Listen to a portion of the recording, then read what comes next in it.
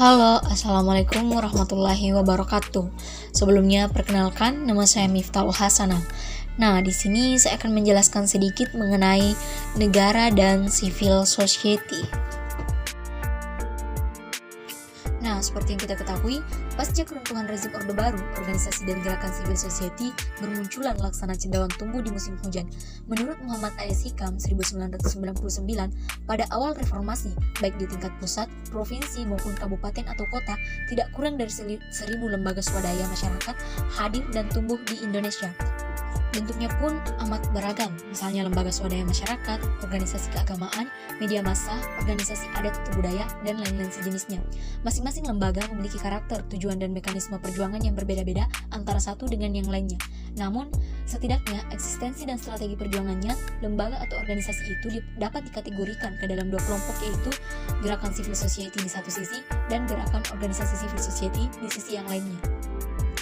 Dan jika dicermati, pola hubungan negara dan masyarakat yang terjadi di berbagai negara di seantero dunia ini pasti berbeda antara satu dengan yang lainnya. Hanya saja, dalam berbagai kasus, para ahli cenderung membedakan pola hubungan negara dan masyarakat itu dalam dua kategori pokok, yaitu negara kuat atau superior, sementara masyarakat lemah atau inferior di satu pihak, serta negara dan masyarakat sama-sama kuat. Kemudian, pola hubungan yang pertama lazimnya ditemukan dalam negara yang menganut sistem pemerintahan yang totaliter dengan kekuasaan absolut. Sedang pola yang kedua biasanya berlangsung di negara yang menganut sistem demokrasi.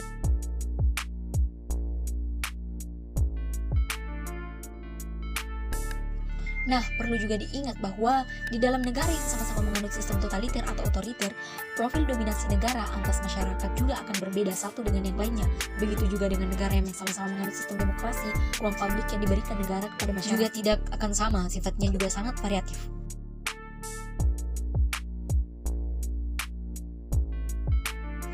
Pola hubungan negara dan masyarakat seperti yang saya tadi jelaskan juga pernah dirasakan di Indonesia. Pola pertama misalnya amat terasa dalam Orde Lama di sekitaran tahun 1959 sampai 1966 dan di Orde Baru sekitaran tahun 1966 sampai 1998. Nah, sementara pola kedua berlangsung pada era demokrasi parlementer di sekitaran tahun 1950 sampai 1959. Nah, sementara di era reformasi terjadi sekitaran tahun 1998 sampai sekarang ini. Nah, di bawah rezim totaliter atau otoriter, negara berada pada posisi yang amat kuat, sementara masyarakat berada pada posisi yang lemah. Pemerintah cenderung menutup ruang publik dengan tujuan untuk mempertahankan status quo.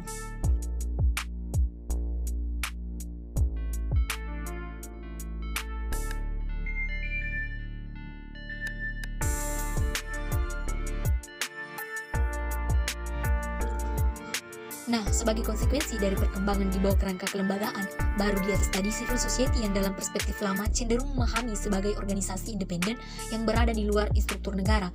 Ternyata, akhir-akhir ini mulai memposisikan diri sebagai bagian terkait, bahkan masuk ke dalam struktur negara.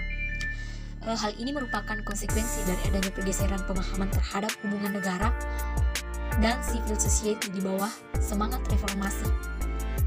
Pemerintah reformasi yang tumbuh di atas ide demokratisasi dan desentralisasi atau otonomi daerah telah mulai terlihat betapa pentingnya eksistensi masyarakat sipil dalam berbagai kebijakan dan program yang diintrodusir penyelenggara. Dengan kata lain, pemerintah mulai melihat civil society sebagai eksponen penting dalam masyarakat yang bisa dijadikan mitra oleh pemerintah. Pengakuan pemerintah atau penyelenggara negara terhadap eksistensi civil society seperti yang dikemukakan tadi pada gilirannya telah membuka hubungan yang lebih konstruktif antara keduanya. Nah, meski sudah terjadi pergeseran pandangan penyelenggara negara pada era reformasi terhadap eksistensi civil society, sebagaimana tersirat dari berbagai kebijakan atau regulasi yang dikeluarkan pemerintah daerah pusat. Namun, kebijakan atau regulasi yang digulirkan pemerintah pusat tersebut masih relatif sedikit yang diikuti oleh regulasi atau perumusan legal drafting pada tataran pemerintah daerah, baik di tingkat provinsi maupun kabupaten atau kota. Buktinya masih sangat terbatas perda ataupun peraturan perundang-undangan yang dihasilkan pemerintah daerah guna menindaklanjuti belasan kebijakan atau regulasi yang telah diambil oleh pemerintah pusat.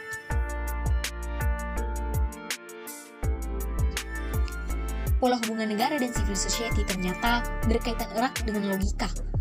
Kelembagaan yang berlaku dan dianut oleh sebuah pemerintahan Hal itu merupakan konsekuensi logis dari institutional framework yang di dalamnya termaktub berbagai ketentuan perundangan yang dapat dijadikan acuan bagi pemerintah maupun berbagai organisasi kemasyarakatan, termasuk organisasi civil society. Nah, lebih jauh, hal itu akan berpengaruh terhadap cara suatu elemen organisasi berekspresi dan bertindak terhadap yang lainnya.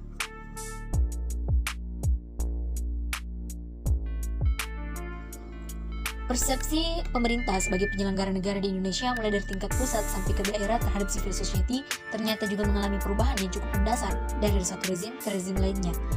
Pemerintah reformasi yang mengusung demokrasi dan desentralisasi atau otonomi daerah di bawah kerangka kelembagaan baru mulai mengembangkan persepsi positif terhadap civil society sebagai mitra pemerintah.